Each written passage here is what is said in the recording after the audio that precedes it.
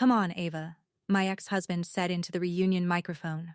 "Tell everyone how the girl voted most likely to change the world ended up broke, alone, and a failure." 300 former classmates turned toward me. My 17-year-old face glowed on the screen behind Grant, smiling beneath a future I had not lived yet. His new wife grabbed his wrist. "Grant, give me the microphone." He pulled away and held it toward me instead. "No," let Ava answer. "What happened to all that potential?" I stood. The room became so quiet that I could hear my heels crossing the ballroom floor. Grant smiled as I approached the stage. He thought I was finally going to defend myself. I stopped inches from the microphone. "Keep it, Grant," I said. "In 4 minutes, you're going to need both hands." His smile twitched. He had no idea what I meant. 4 minutes later, our former principal placed a gold cord in those hands and asked him to unveil the school's new $28 million building. Grant pulled. The black curtain dropped. 4 stories of glass blazed to life behind him, and across the entrance, in letters taller than he was, appeared my name: the Ava Bennett Center for Care and Innovation. Grant's champagne glass struck the floor before anyone applauded. Then the principal announced that I had funded the building and that Kinwell, the company I created after Grant divorced me, was now worth $1.6 billion. He stared at me and whispered, "You planned this." "I planned the building," I said. "The microphone was your decision." But the building was only the first thing waiting to expose him. 10 minutes later, inside the new atrium, Grant's wife stopped in front of a bronze plaque bearing my mother's name. She read the date beneath it. Then she turned to him. "You told me Elaine died before we met." Grant's face lost all its color. "Rebecca, not here." She pointed at the plaque. "Then, why does this say she died in 2018? That was the moment I realized the building had exposed only what Grant believed about me. The plaque was about to expose what he had lied about to both of us. Before midnight, Grant would lose control of the story he had told for 8 years, and his wife would learn the truth about how their marriage really began. Before I tell you what was hidden inside that date, answer one question in the comments. If someone turned the most painful sacrifice of your life into a public joke, would you take the microphone or let them pull down their own humiliation? Write microphone or cord in the comments. And if you believe caring for someone you love is never a failure, tap like and subscribe to Calm Love Circle. Grant Mercer and I met when we were 16. Westbridge Academy was the kind of school where buildings were named after families and teachers spoke about Ivy League colleges as if attendance were hereditary. I was there on scholarship. My mother, Elaine, worked mornings in a medical billing office and evenings doing alterations from our kitchen table. Every night, I fell asleep to the soft mechanical rhythm of her sewing machine. Grant sat beside me in chemistry because the teacher arranged us alphabetically. Bennett beside Mercer.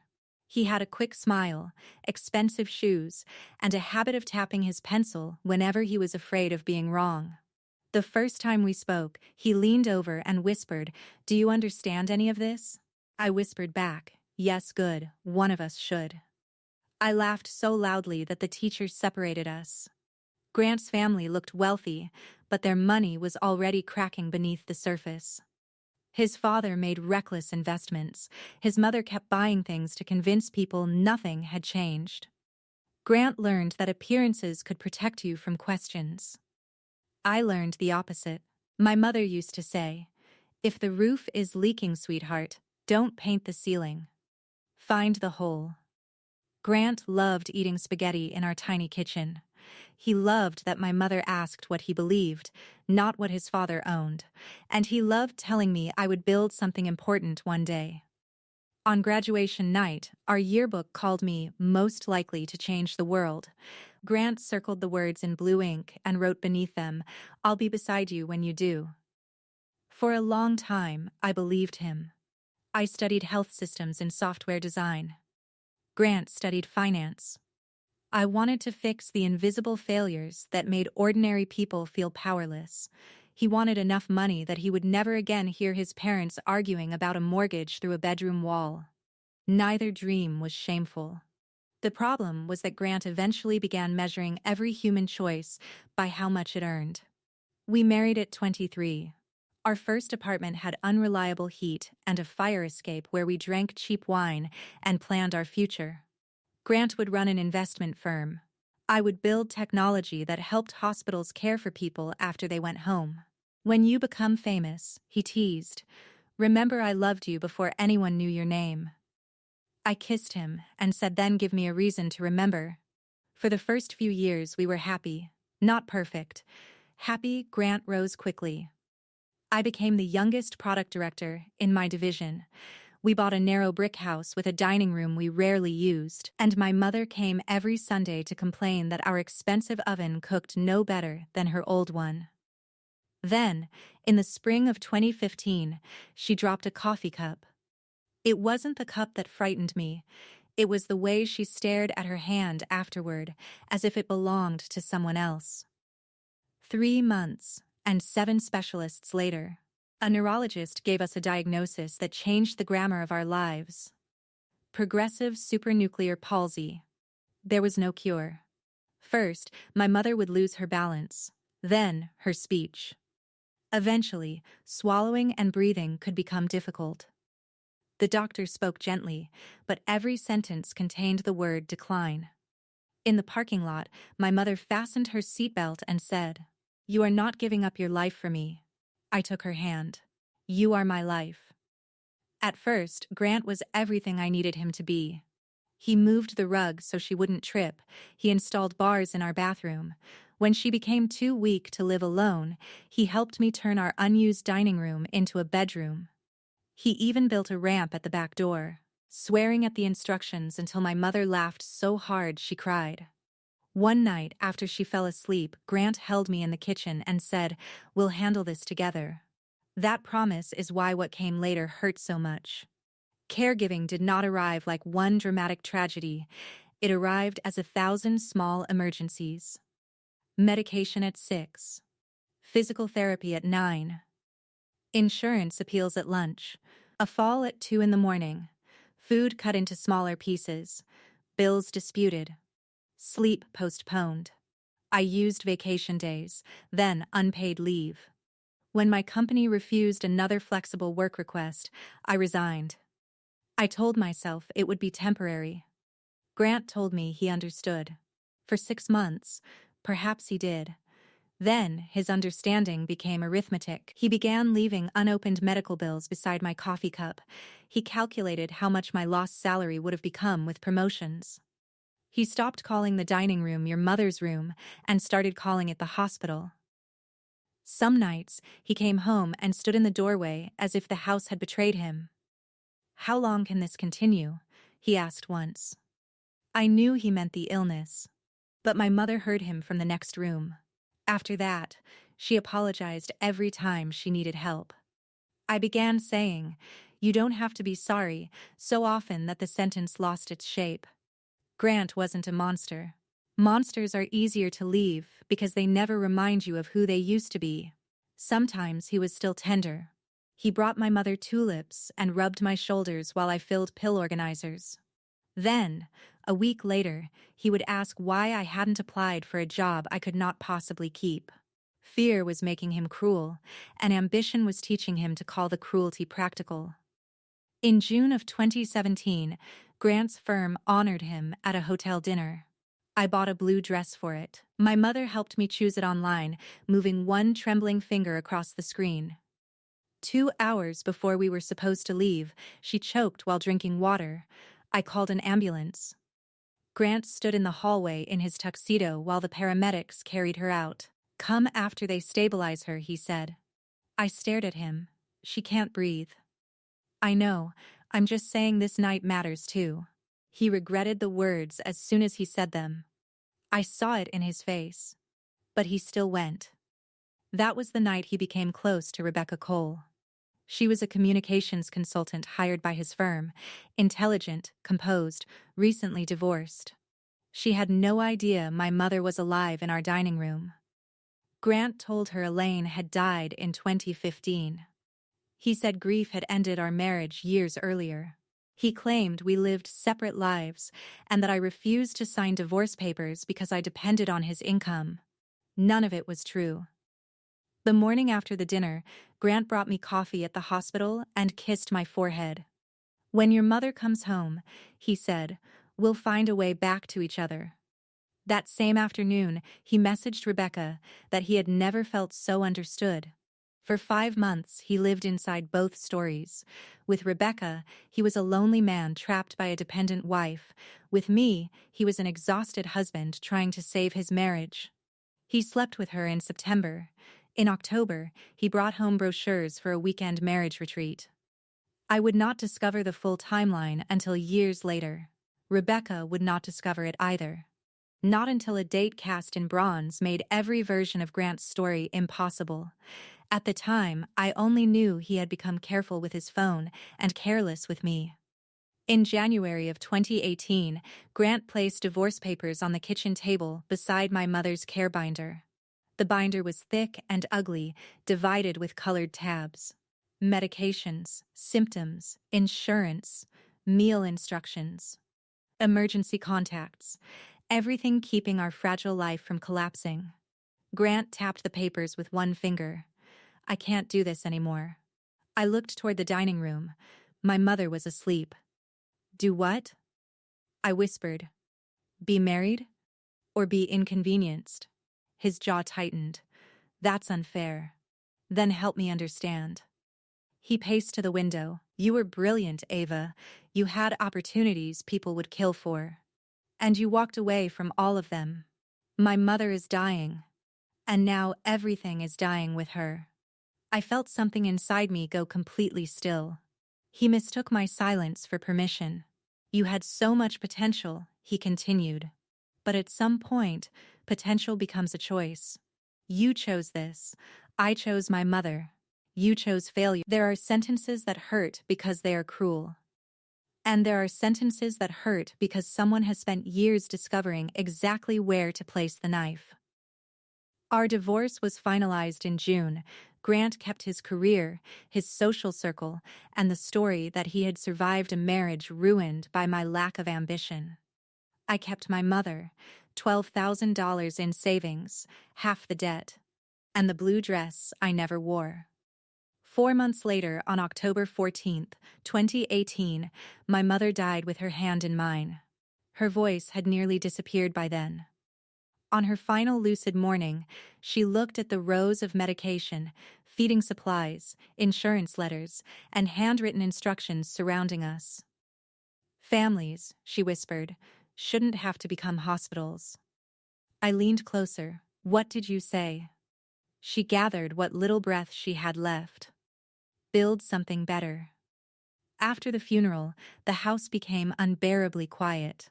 For weeks, I slept on the sofa because I could not pass the empty dining room at night. Grant sent white lilies with a card signed by his assistant. I threw away the card and kept the vase. Grief can make brushing your teeth feel impossible, then wake you at 3 in the morning with one idea so clear you cannot ignore it.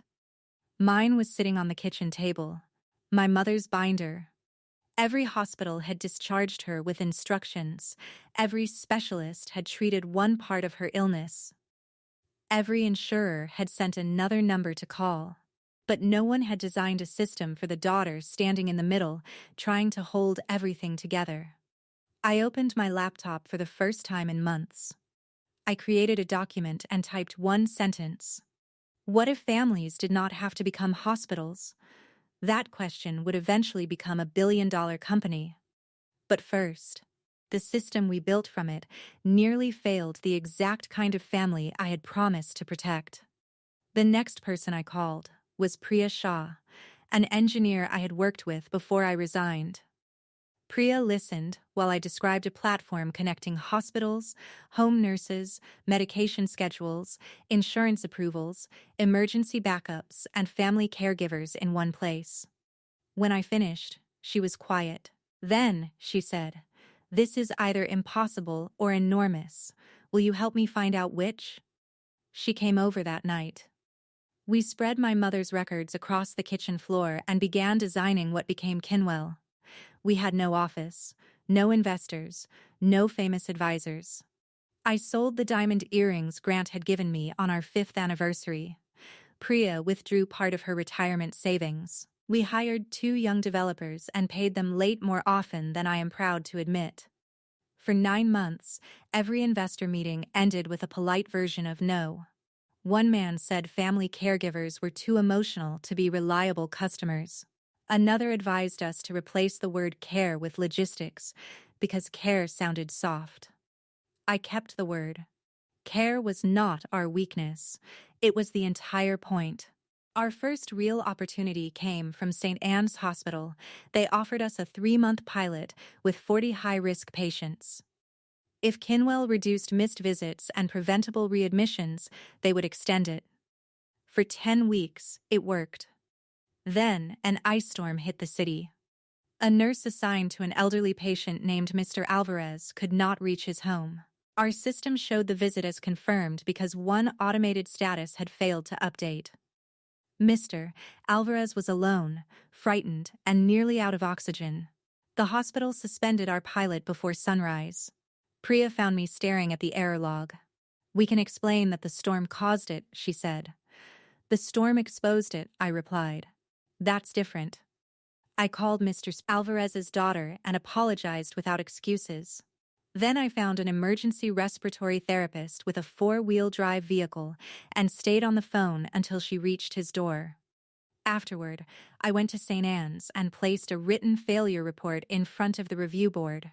I showed them what went wrong and the 3-layer verification system we had already built to prevent it from happening again. The chief medical officer studied me.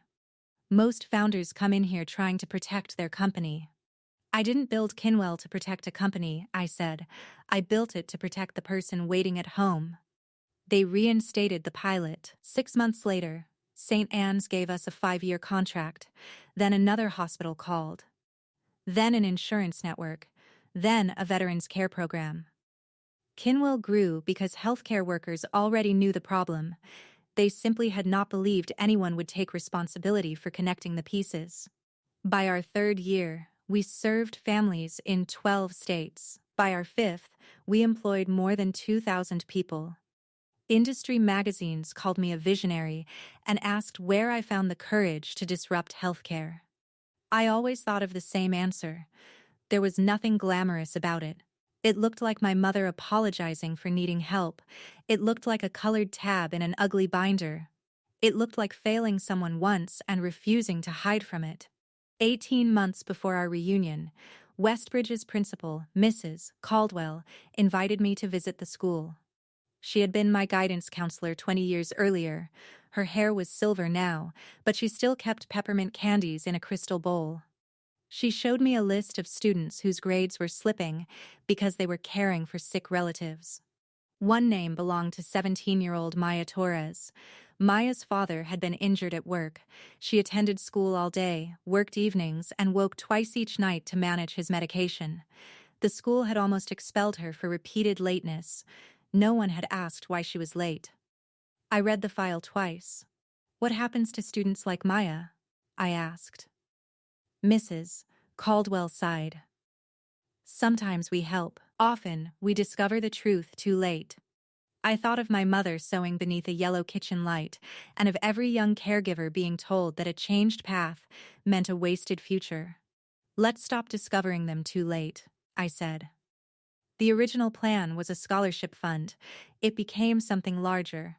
I committed $28 million to build a center offering counseling, respite care coordination, health technology training, emergency grants, and scholarships for family caregivers. The board named it the Ava Bennett Center for Care and Innovation. Inside it, the Elaine Bennett Fund for Student Caregivers would support young people like Maya. At my request, the donation and the building's name remained secret while construction took place. In the spring of 2025, shortly before it was finished, a private investment round valued Kinwell at $1.6 billion. 3 weeks before the unveiling, a cream-colored reunion invitation arrived at my office. Westbridge Academy, Class of 2005. 20-year reunion. Priya found it unopened on my desk. "Are you going?" she asked. "I haven't decided." "You don't owe those people a dramatic entrance." "I know. And you definitely don't owe Grant one." I smiled. "I know that too." Mrs. Caldwell had already warned me that Grant, as reunion chairman, was scheduled to pull the unveiling cord. "I can choose someone else," she had offered. "Don't change the program for me," I said. Grant knew the school had received a major anonymous gift and that the donor would be revealed that night. He simply never imagined the donor could be me. The truth was, I did not want Grant to see my success. I wanted to discover whether I could stand in the same room with him and no longer need him to understand what he had done. So I accepted the invitation. I wore the blue dress I had bought for Grant's award dinner 8 years earlier. A tailor had altered it, but I had kept its simple shape. Not as armor, as evidence that something abandoned could still have a life. The reunion filled Westbridge's old glass ballroom. School photographs rotated across a large screen while people compared careers, marriages, houses, children, and divorces beneath strings of white lights. Grant stood at the center in a tailored navy suit, accepting congratulations for organizing the evening. Rebecca stood beside him in silver silk. When she noticed me, her expression shifted from recognition to uncertainty. Grant followed her gaze. Surprise crossed his face. Then he saw no husband beside me and arranged the facts into the story he preferred. "Ava," he said when they approached, "you came. It was on the invitation." Rebecca extended her hand. "I'm Rebecca, I know. Grant said you work in healthcare." "Something like that." Grant laughed. Ava was always modest. She had a new world-changing idea every week. "Some ideas take longer than a week," I said. "Well, I'm glad you found something to keep you busy." It was such a perfectly Grant sentence. Polite enough to deny, cruel enough to recognize. Rebecca studied him. "What company did you say you work for, Ava?" Kinwell? The care platform?" Grant answered before I could. "There are dozens of companies with names like that. Only one Kinwell," I said. He had not checked. Contempt had made him incurious. An old classmate called Grant toward the stage before Rebecca could ask another question. Grant had finished 3 glasses of champagne when my senior photograph appeared on the reunion screen. Beneath it were the words, "Most likely to change the world." Because I had asked the school to protect the donor reveal, my slide contained no current biography. Grant looked at that empty space and saw confirmation of everything he wanted to believe. He was supposed to read the caption and move on. Instead, he smiled into the microphone. "Well, this is awkward. The slide is supposed to tell us where Ava is now, but apparently there wasn't anything worth submitting." A few people laughed before realizing he was serious. Rebecca looked up sharply. "Grant, move on." He ignored her. Ava had every advantage. She had talent, opportunities, and a husband willing to support her. Then, she quit her career, emptied our marriage to care for her mother, and blamed me when I refused to drown with her. Every word was designed to make his betrayal sound like survival. Then, he looked directly at me. "Come on, Ava, tell everyone how the girl voted most likely to change the world ended up broke, alone, and a failure." The room went silent. Rebecca reached for his wrist. "Give me the microphone." Grant pulled away and held it toward me instead. "No, let her answer. What happened to all that potential?" I stood. My heels sounded unnaturally loud as I crossed the ballroom. Grant smiled when I approached the stage. He thought he had finally forced me to defend myself. I stopped inches from the microphone. "Keep it, Grant," I said. "In 4 minutes, you're going to need both hands." A murmur moved through the room. His smile twitched. "Still speaking in riddles, I see." I returned to my seat without answering. 4 minutes later, the ballroom doors opened onto the terrace. Beyond them, floodlights illuminated the enormous black curtain covering the school's newest building. Mrs. Caldwell stepped beside Grant with a velvet tray. Since our reunion chairman has spoken so passionately about what becomes of potential, she said, it seems appropriate that he help us unveil what comes next. She placed the gold cord in his hands.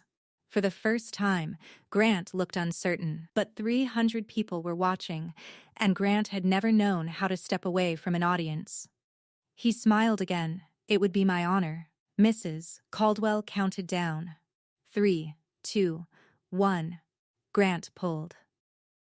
The black curtain dropped. 4 stories of glass blazed to life behind him. Across the entrance, in letters taller than he was, appeared the words, the Ava Bennett Center for Care and Innovation. Grant's champagne glass struck the stone before anyone applauded. Mrs. Caldwell let the silence settle. Then she announced, this center was made possible by a $28 million gift from Ava Bennett, founder and chief executive of Kinwell, the healthcare company recently valued at $1.6 billion. One by one, my classmates turned toward me. Grant stared at the building as if 4 stories of glass had just testified against him. When I passed him on my way to the microphone, he whispered, you planned this. I stopped. I planned the building, I said. The microphone was your decision. For one dangerous second, I wanted to humiliate him back. I wanted to tell everyone about the divorce papers beside my mother's care binder. I wanted to say the word affair and watch his carefully managed life collapse. Then I saw Maya standing beside her father's wheelchair near the entrance, and I remembered who the building was for. When I was a student here, I began. This school told me I could change the world. My teenage face was still glowing through the ballroom windows. I thought changing the world would look impressive. A perfect career, a straight path, a life no one could question. I looked at Maya. Then my mother became ill, and my life became very small. 1 house, 1 hospital bed, 1 medication schedule. For a while, I thought small meant meaningless. The terrace was completely silent. It didn't. My life had not become meaningless. It had become specific. I turned toward the illuminated building. Kinwell was not born in a boardroom. It was born beside my mother's bed, from one question no hospital could answer. Who takes care of the family member holding everything together? Maya's father reached for his daughter's hand. This center is not a monument to my success. It is a promise that students who care for the people they love will not be punished for it, hidden by it, or told their future has disappeared because their path changed. Then I looked at Grant. A changed path is not a failed future, and anyone who confuses compassion with failure was never qualified to measure your potential. The applause began with Maya. Then her father joined her. Within seconds, the entire terrace was standing. Everyone except Grant. Inside the center, Mrs. Caldwell led us through counseling rooms, technology labs, and a bright family lounge overlooking the courtyard. At the center of the atrium stood a bronze plaque, the Elaine Bennett Fund for Student Caregivers. Below the name were my mother's dates, 1963 to 2018. Rebecca stopped walking. She read the dates again. Then, she looked at me. Your mother died in 2018? Something in her voice made the room around us disappear. October 14th, I said. 4 months after our divorce was finalized. Rebecca's face emptied of color. That can't be right. Grant stepped between us. Rebecca, this isn't the place. She did not look at him. When did you separate? She asked me. He filed in January of 2018. And before that, I thought of the marriage retreat brochures, the coffee at the hospital, the kiss on my forehead. Before that, he was still telling me we would repair our marriage. Rebecca finally turned toward him. You told me Elaine died in 2015. Grant lowered his voice. I said the illness had effectively ended their life together. No. Rebecca's voice sharpened. You told me she was dead. You told me your marriage had been over for 2 years. Several classmates nearby became very still. Grant reached for her arm. She stepped back. When did you first sleep with me? she asked. Rebecca. When? He said nothing. I answered because I finally understood what she had been told. September of 2017, wasn't it? Rebecca closed her eyes. Grant stared at me. How do you know that? A hotel charge from that night was included in the financial discovery. I never knew who she was. I only knew there was someone. Rebecca opened her eyes and looked at me, not with rivalry, but horror. He said you knew. He said you were only waiting for a settlement. I was sleeping on a chair beside my mother's hospital bed. Her hand rose to her mouth. Grant tried to reclaim the story. I was drowning. Both of us were. I handled it badly, but the marriage was already dead. Then, why did you bring home brochures for a marriage retreat in October? I asked. Rebecca's gaze snapped back to him. That detail broke something his explanations could not repair. Did you ever intend to tell me the truth? She asked. I was trying to protect everyone. You were protecting the version of yourself you wanted me to marry. She removed his hand from her arm. She did not throw her ring. She did not slap him. Real heartbreak is rarely that theatrical. She simply said, I need to find out whether I married you, or a story you invented so you could live with yourself. Then, she walked away. Grant watched her leave, and for the first time that night, he looked afraid rather than angry. I stepped into my mother's memorial room and closed the door behind me. I had barely reached the window when Grant followed. Was this the plan? He demanded. The center was the plan. Inviting Rebecca to that plaque? I didn't invite Rebecca. You brought her.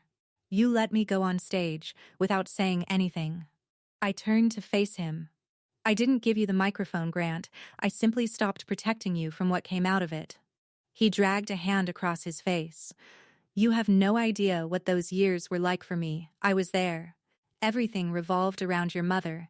There was no room for us. No room for me. For years, I had imagined this confrontation. In some versions, I screamed. In others, he begged. The truth was quieter. You were allowed to be afraid, I said. You were allowed to be tired. You were even allowed to leave. His eyes met mine. But you weren't allowed to make my sacrifice look pathetic, so abandoning me would feel brave. He looked through the glass wall at the crowd beneath my name. I did love you. I know. Maybe if I had stayed. Don't. Kinwell might never have happened. There it was. Even now, he needed a share of the outcome. Do not turn your betrayal into another contribution to my life. He flinched. I'm saying the pain pushed you. My mother inspired me. Priya built beside me. Our employees sacrificed. Families trusted us. You left. And you proved me wrong. I shook my head. You still don't understand. I did not become valuable when Kinwell became valuable. He was silent. Those years caring for my mother meant something before they made money. They meant something before my name was on a building. That was always the difference between us. His face tightened. Then why come tonight? Why wear that dress?